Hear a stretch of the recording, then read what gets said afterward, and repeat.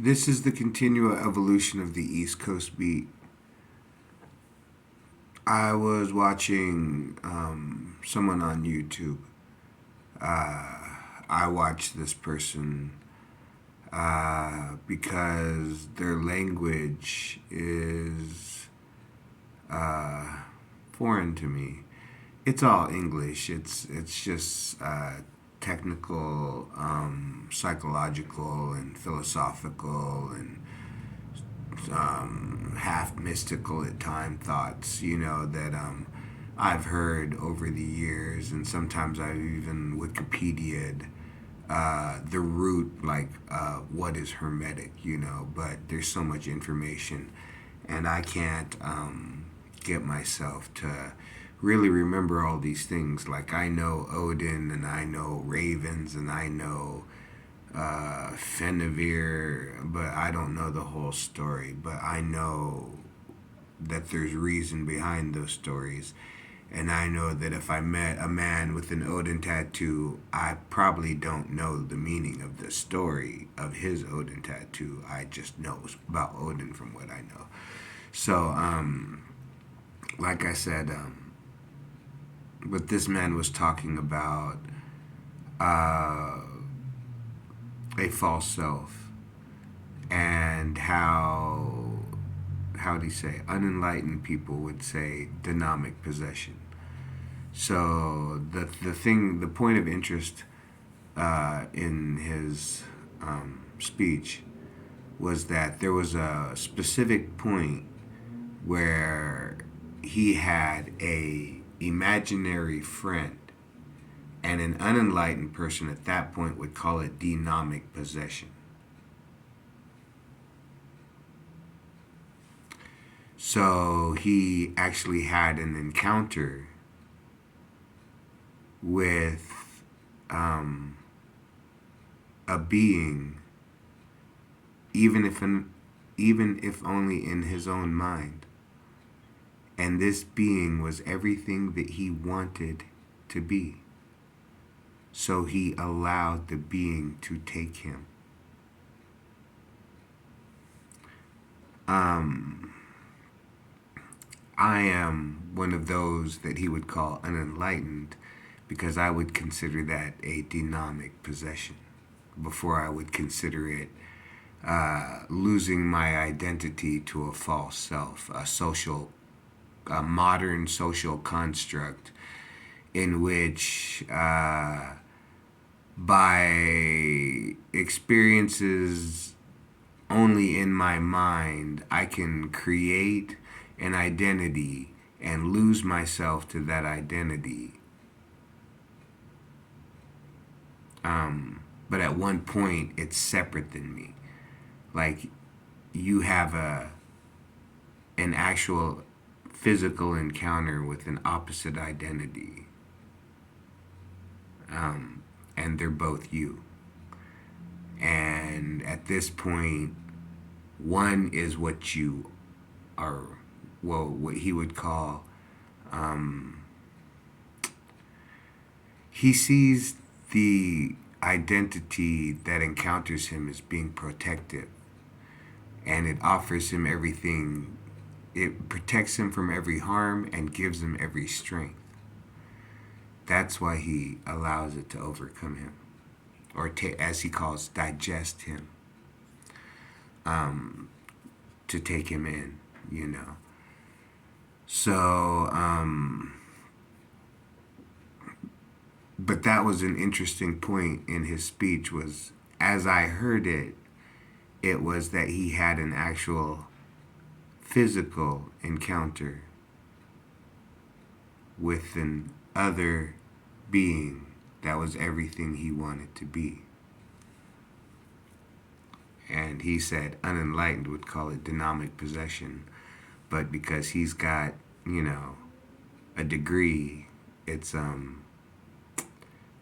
you know, imaginary delusional disorder, heavy emphasis on, social isolation as a child due to intelligence. You know what I'm saying? It's like, okay, well, everybody else in the world would say, shit, you mean you were sitting there as a kid and then something appeared to you and fucking spoke and all that shit, and you allowed it to take your life at 4 years of age so that you could become it. You know what I'm saying? I'm an unenlightened. I would say that was demonic possession. I would say no, that's not giving into one's belief in one's potential. No, you know what I'm saying. Especially if you went farther in life than most of the people around you.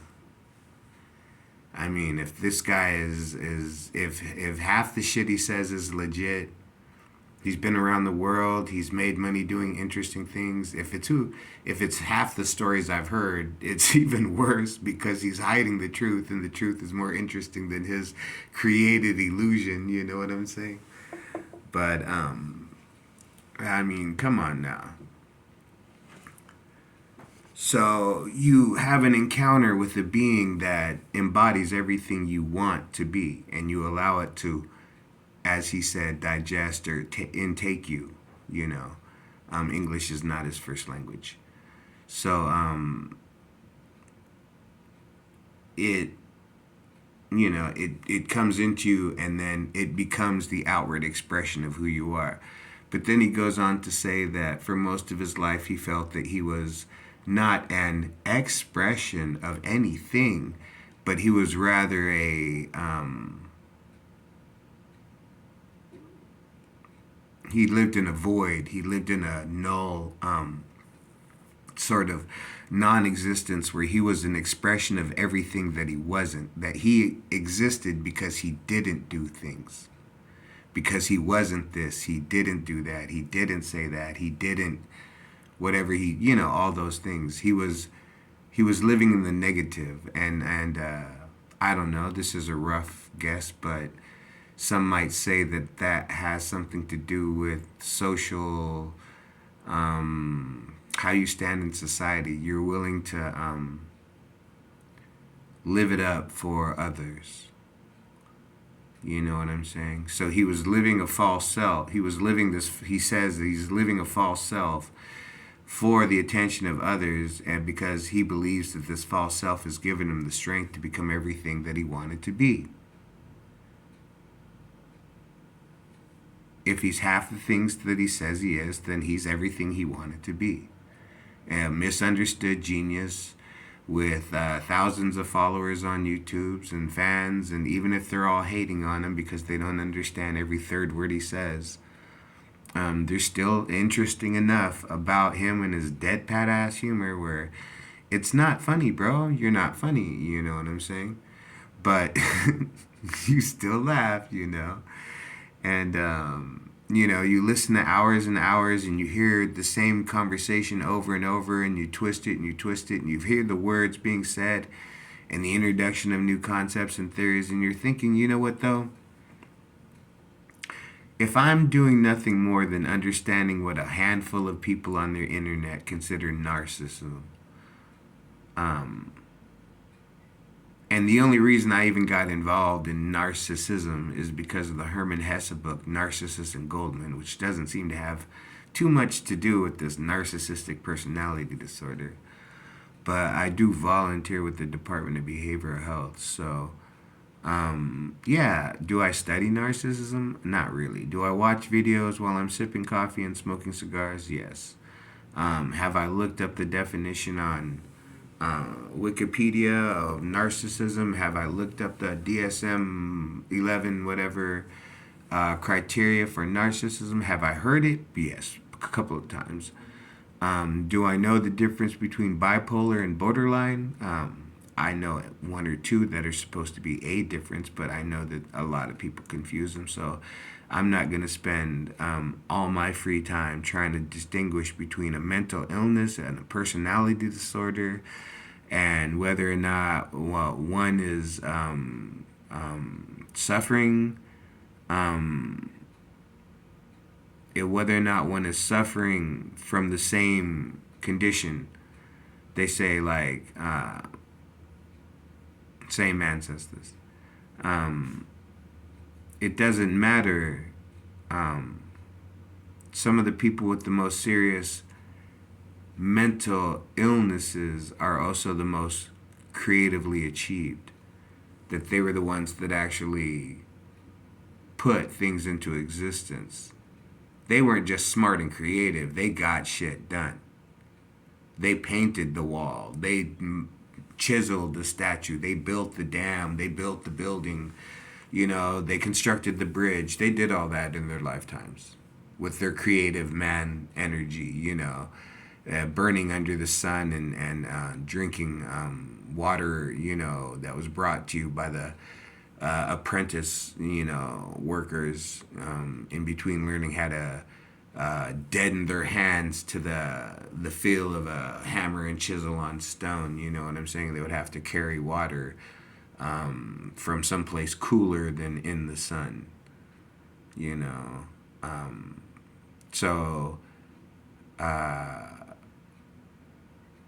they say that's the thing. If someone is creative, if they can get something accomplished, and creative accomplishment can simply be not being rejected. Like if you're a cook, if you're a creative cook, and you mix certain spices and you fry the catfish a certain way and you serve it with your special rice noodle mix, and people appreciate it. You're an accomplished creative. You're a cook. People appreciate your food. If you bag groceries and you don't crush my eggs with the with the milk or the other things, hey, what can I say? But no, same thing. Like, you don't have to have 17 skills at expertise level. You have to have one that you've done for so long that there's not another one of you within 20 miles. There's no one with your skill and knowledge within an hour drive. You know what I'm saying? Like, that's when, at least in Germany, that's when you started earning the title of master. You could start out chopping chicken and peeling tomatoes and dicing and mincing onions and garlic. I mean, I started out chopping frozen pork and chicken and beef for a Chinese restaurant in a casino. I would do probably hundreds of pounds of half frozen meat a day with a wooden butcher butcher's cleaver with a steel cleaver. They used all steel cleavers at the Chinese shop, and that meat was half frozen to begin with. Because you can't let that stuff thaw out all day. You know what I'm saying? So it's half frozen to begin with, and I'm hacking at that and for hours. I used to do that. First, I used to have to walk across the casino, and then I used to have to get it from the freezer on this cart and then push hundreds of pounds of frozen meat across the casino, up a ramp into the kitchen. And then I used to have to put it in the fridge, and then I would take the meat from the day before, which was hundreds of pounds, and then I would put it on the table, take it out of the packages, and dice it. How when you go to your chicken chow mein restaurant or your fuyang, you know what I'm saying? How the meat is cut that certain way. Well, that was my job to cut that meat. That was my apprentice position at this place. But hey, you know what I'm saying? The same voice that told me to join the army and got me through the desert was the same voice that told me, hey, Oliver, you really, like, you want a degree and you want, to get that cottage in New England, you know what I'm saying? Like, I was kind of looking like that. Like, I wanted the corduroy jacket with the suede elbow pads, assistant professor at, the local university, private university, though, liberally minded, but, we're still all ex Catholics to begin with, so you know what I'm saying? That's what I was kind of imagining my life to be. Like I said, I was told at a very young age that I had juvenile arthritis in my knees, so that took a lot of life out of me. One, I didn't play sports. I played 1 year of football in elementary school or junior high, and then I played 1 year in high school, my senior year. But that was because I was getting ready to join the army, and I didn't want to have to push myself as hard as I could because I didn't want to break early. So I had to join the football team so I would know what it's like to do push ups when I'm tired, to be excited about that because I'm part of a team. It's like, yeah, fucking, I got 50 in the clip. I can drop right now and do 50 push-ups. Not right now, right now. But when I was in the basic training and all that, when I went to basic training, first day I was in basic training, I had 50 in the clip. I could drop and do 50 push-ups. I could drop and do so many push-ups, and then you could put me on my feet, and then I could still do push-ups, and then you could make me start calling them out, and then I could still get 50. Like, when I walked into basic training the first couple of days, I don't know. I couldn't max out the 88, but I could do 74 push ups in 2 minutes. At least 66 if I was. But when you actually get into basic training and you start eating and sleeping and rucking and, you're taking all these classes and you're mentally foggy and but you're doing good. Body's responding well. You're getting the job done. But I noticed myself that I didn't do as many push-ups in basic training as I did the 3 months before I got into basic training. Before I got into basic training, I had my ride that would drop me off from the movie theaters where I worked at. I had them map out, like, I think it was 1.5 or 2 miles away from the house, and I told them to drop me off there, so I would have to run at least 1.5 or 2 miles. I remember it was probably 1.5 because I would run 1.5 miles back to my house at night. I would take off my dress shoes and put on a pair of I either wore running shoes or boots. I can't remember. Not combat boots. I had hiking boots. But I probably was wearing the running shoes because I know they said we were going to run in running shoes. And I went and bought a pair just for basic training. So I was running in my running shoes. And it was 1.5 miles back to the house. And then in the morning, when I would wake up at like 6 o'clock, whatever, I started, trying to wake up early too. So I would wake up at like 6, 7. And then I would do push-ups. I don't know how many, but I got to where I knew like the minimum was like 40 or 50 push-ups, and I was doing, like I said, I could do 70, 72, maybe 74. But I could at least every day guarantee I was going to do at least 67. Because my football number was 66.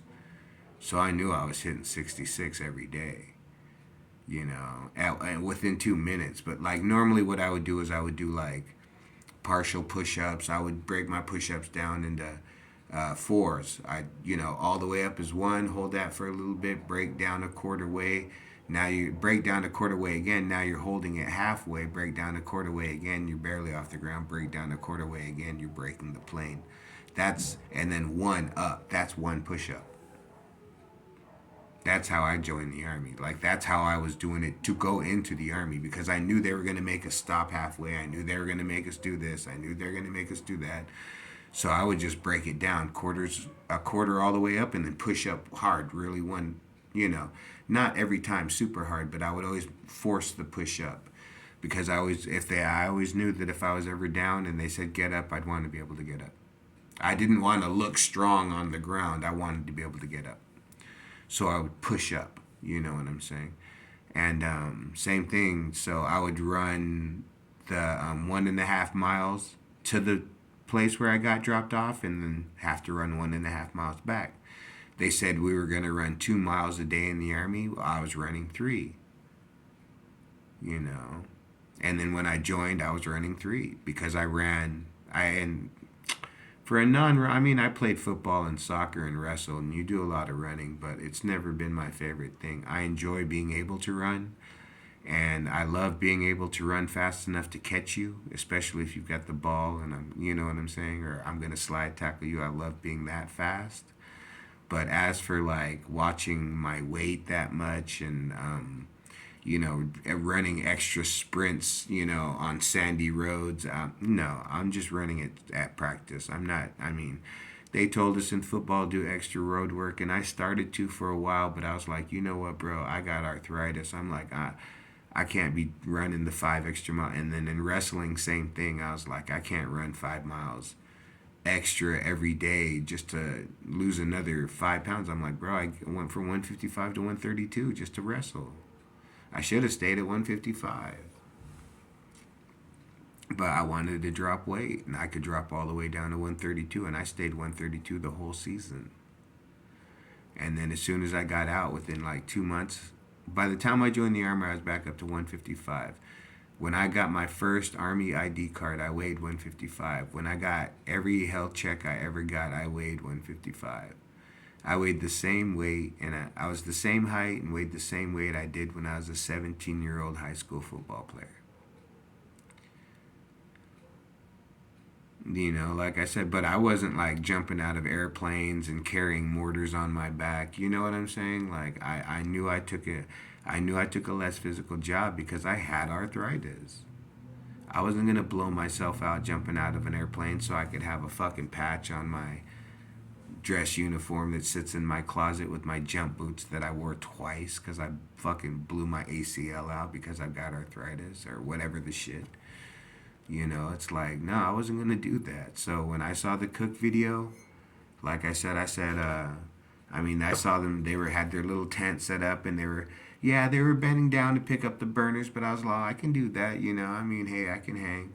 And then, but like I said, at one point it was a cook in an all white uniform, or cook whites, and he had this big white hat on, and he had a big cutting board that was like 3 feet by 5 feet, on this table, and he had like a foot and a half, 2 foot tall pile of different vegetables, and he had this like 2 foot long butcher's knife. And I said, oh, yeah, I'll do that for the Army. You know what I'm saying?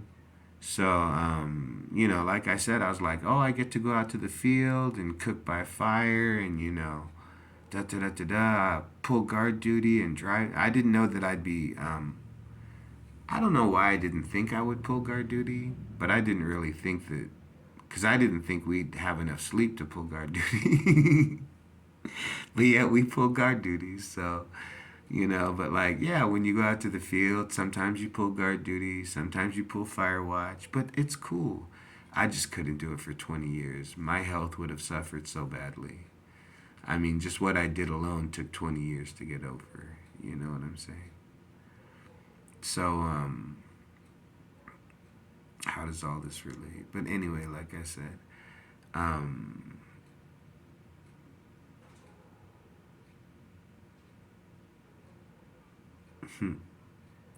without anybody to tell me where I was, I forgot what I was talking about. But yeah, no, like I said, I did a lot of things to get ready to join the military. And I think that in my life, when I had my mental breakdown, it was after all of that. So I went from a juvenile delinquent to a high school football player, and a kid that went to state, the state level competitions in speech and debate. I never went one on one for seat 1 and 2, but you know what I'm saying. I mean, I got to show up for the show. You know what I'm saying. So I go to state for speech. I play football. I'm playing soccer for the city. I get into the army.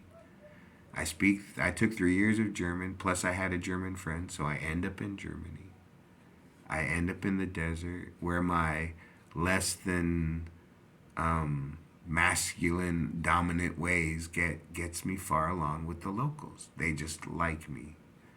They like my curiosity. They like how I tell them, and then how I ask them, and then how I let them.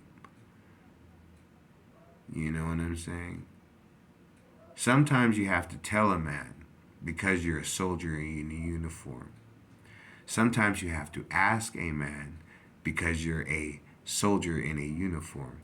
And sometimes you have to let them choose you, knowing that you're a soldier in a uniform.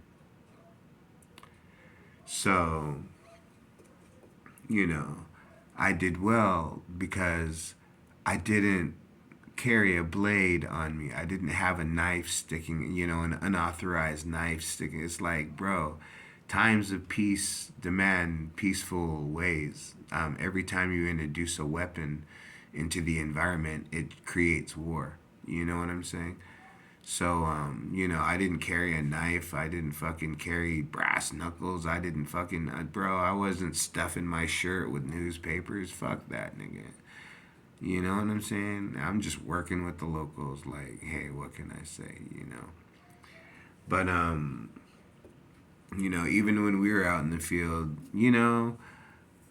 look, once or twice, you can say something. And the army, when you're